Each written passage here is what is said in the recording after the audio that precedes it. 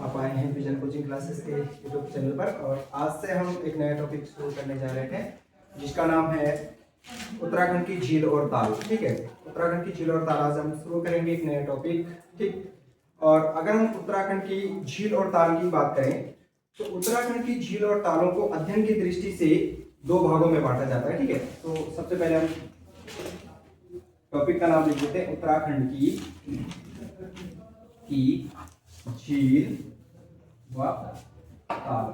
ठीक है, उत्तराखंड की झील व ताल, झीलों से हर पेपर में कुछ ना कुछ क्वेश्चन बनते हैं और बहुत महत्वपूर्ण क्वेश्चन बनते हैं। ठीक है, और यहाँ से हम जो है जब हम झील और तालों को देखेंगे तो छोटे छोटे फैक्ट को आपको समझना होगा। यही छोटे छोटे फैक्ट जो है परीक्षा की दृष्टि से काफी महत्वपूर्ण बन जाते हैं। ठीक है, तो आते हैं अपने टॉपिक पर। उत्तराखंड की झील व ताल, हमने कहा उत्तराखंड की झील और तालों को हम अध्ययन की दृष्टि से इसको दो भागों में बांटा जाता है। ठीक है, वो दो भाग कौन कौन से हैं? तो एक हो जाएगा आपका कुमाऊं की झील व ताल, और दूसरा हो जाएगा गढ़वाल की झील व ताल। ठीक है, गढ़वाल की झील व ताल। ठीक है, तो अध्ययन की दृष्टि से कुमाऊं की झील व तालों को हम अलग से देखेंगे, गढ़वाल की झील व तालों को अलग से देखेंगे। ठीक है, सबसे पहले उत्तराखंड की झीलों की बात करें तो उत्तराखंड में ज्यादातर जो झीलें हैं वो हिमानीकृत झीलें हैं। कैसी झीलें हैं? हिमानीकृत। ठीक है, उत्तराखंड की जो झीलें हैं वो किस प्रकार की है? हिमानीकृत झीलें हैं।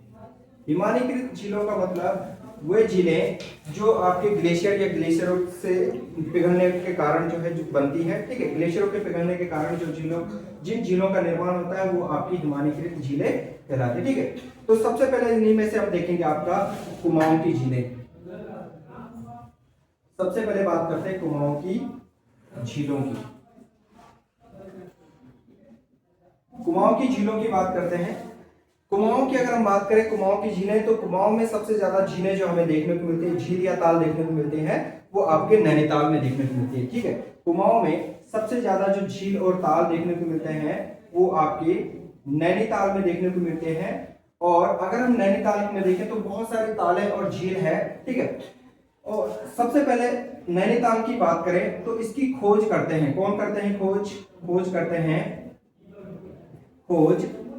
पी बैरन नामक अंग्रेज अधिकारी बोल सकते हैं, अंग्रेज व्यक्ति हैं। ठीक है, जो यहाँ पर आते हैं और इसकी खोज करते हैं 1841 में। ठीक है, उत्तराखंड में आते हैं और यहाँ पर ये सबसे पहले नैनीताल में जाते हैं, नैनीताल की खोज करते हैं। कब नैनीताल की खोज करते हैं? 1841 में नैनीताल की इन्होंने क्या की थी?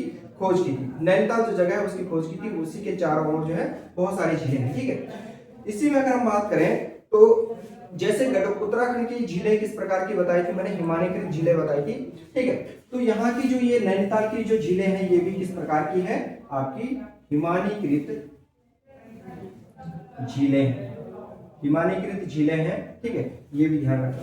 दूसरा अगर हम बात करें इसी के संबंध में, ठीक है, तो नैनीताल में अधिक झीलों के कारण जो है, अधिक झीलें होने के कारण जो है इसे जो है कुमाऊं की झीलों की नगरी के नाम से, या बोल सकते हैं झीलों की नगरी के नाम से इसको जाना जाता है। झीलों की नगरी कहा जाता है। ठीक है, नैनीताल में जो ये आपकी नैनीताल है इसे क्या कहा जाता है? आपका झीलों की नगरी कहा जाता है। और यहाँ साथ ही साथ अगर हम देखें तो इसे सरोवर नगरी भी कहा जाता है।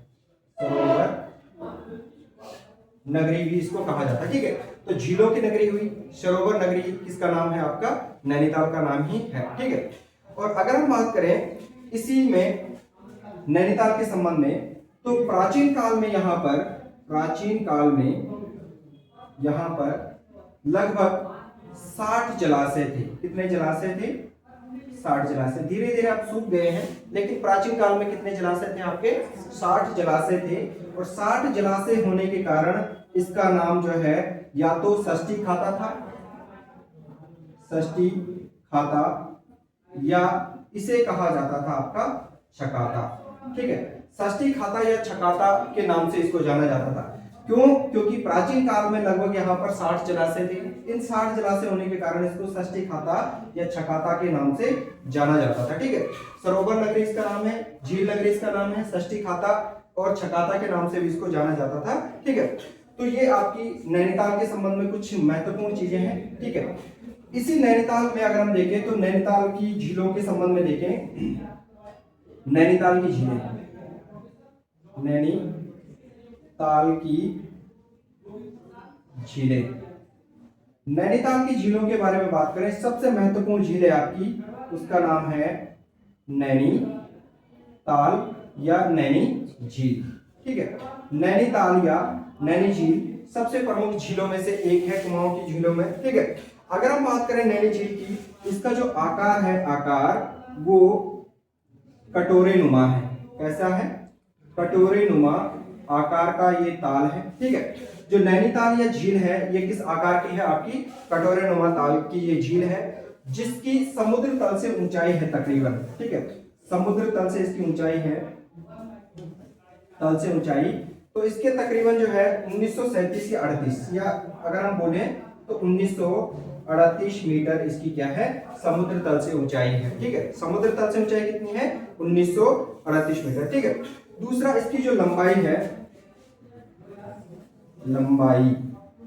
लंबाई की बात करें, इसका जो पूरा जो एक घेरा है, इस घेरे की बात कर रहे हैं, इसकी पूरी जो लंबाई है वो है लगभग 1430 मीटर। ठीक है, कितनी है?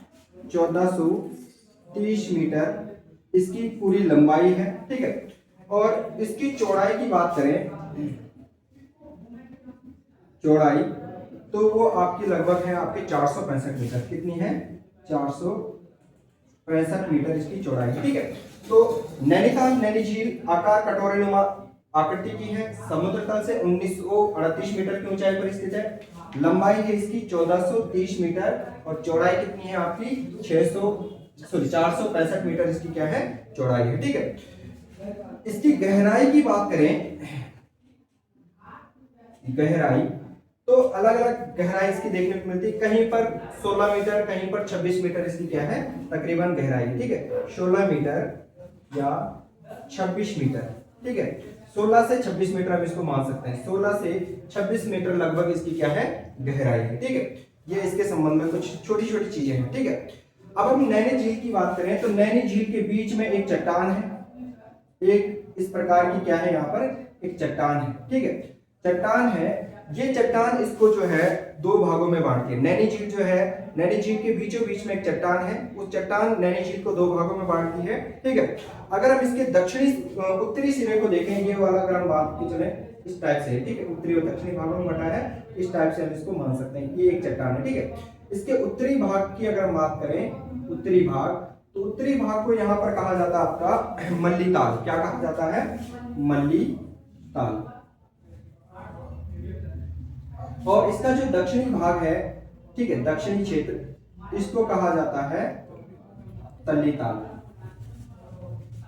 तल्ली ताल।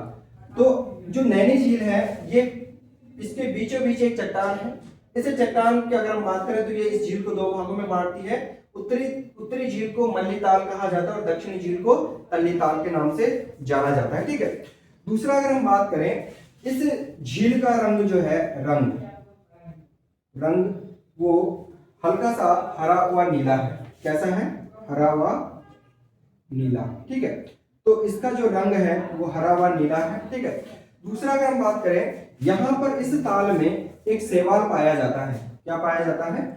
शैवाल।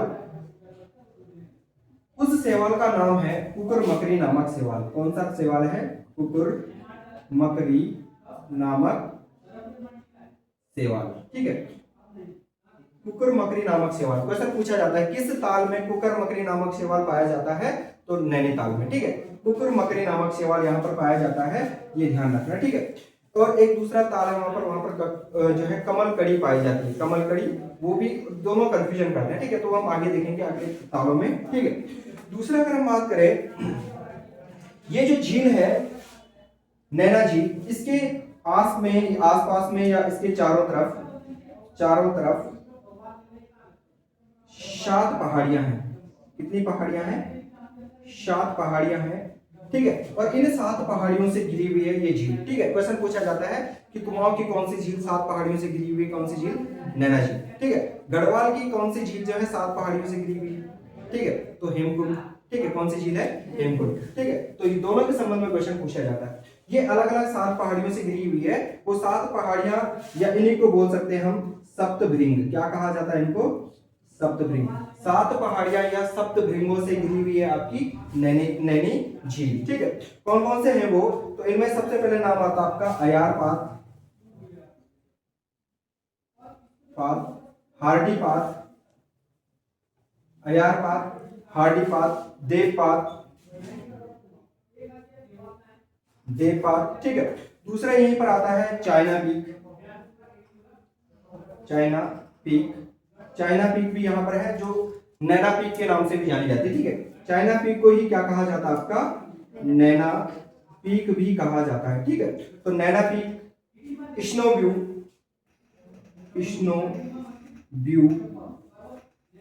अमलसरिया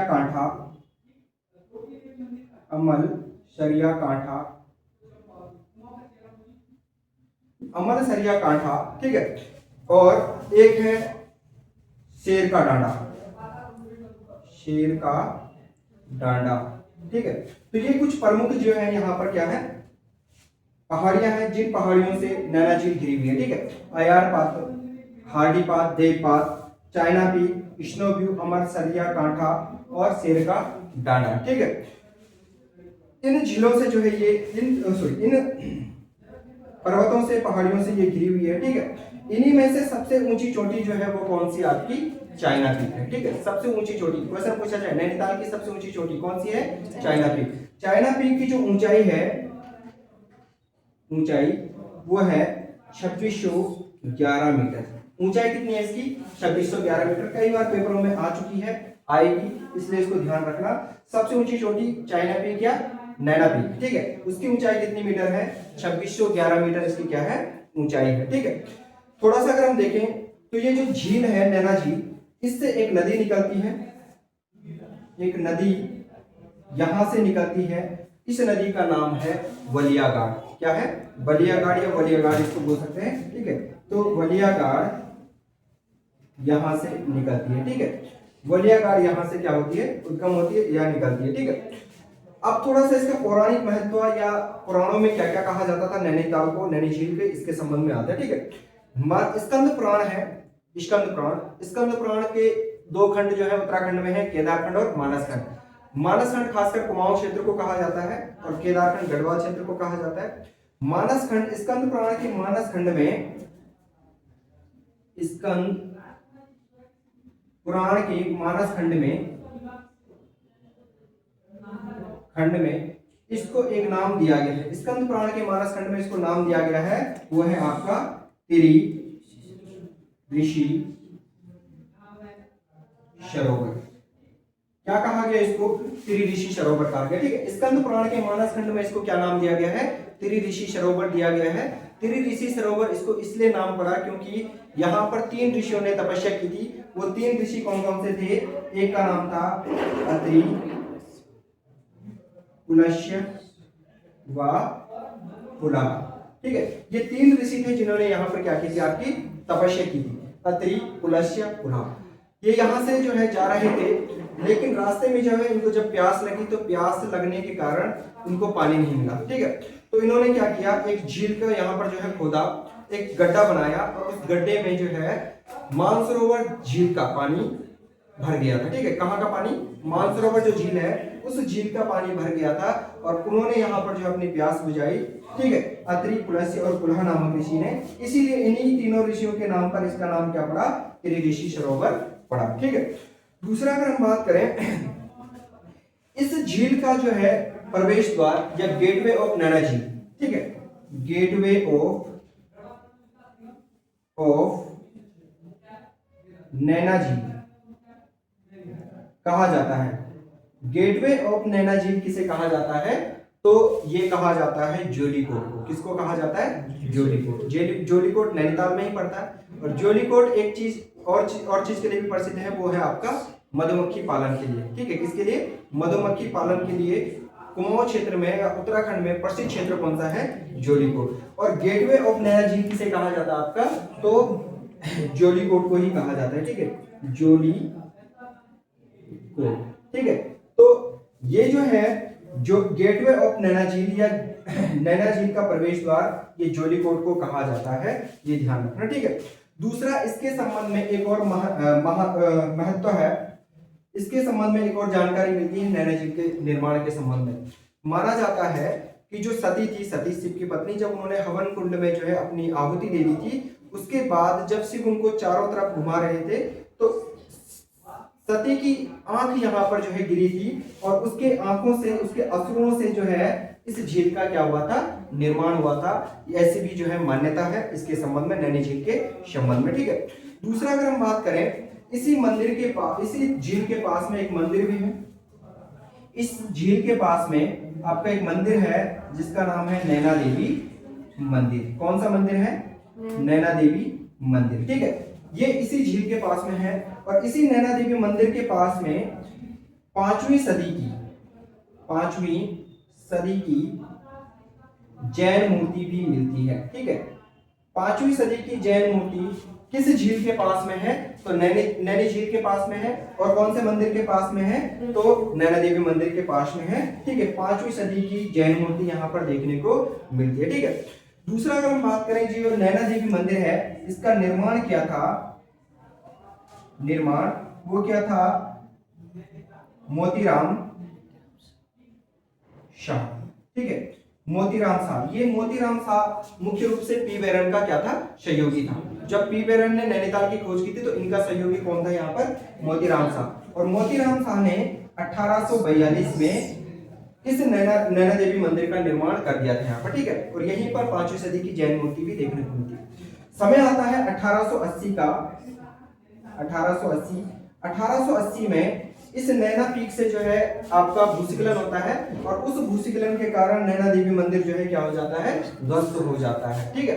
1880 में ये नैना देवी मंदिर यहाँ पर ध्वस्त हो जाता है। ठीक 2 साल बाद 1882 में अमर सिंह शाह या मोतीराम शाह का जो बेटा रहता है अमर सिंह शाह, ठीक है, वो इसका जो है पुनर्निर्माण करवाता है, ठीक है। अमर सिंह शाह इस मंदिर का पुनर्निर्माण करवाता है, ठीक है। तो ये इसके संबंध में, नैनी झील के संबंध में कुछ महत्वपूर्ण तथ्य थे, ठीक है।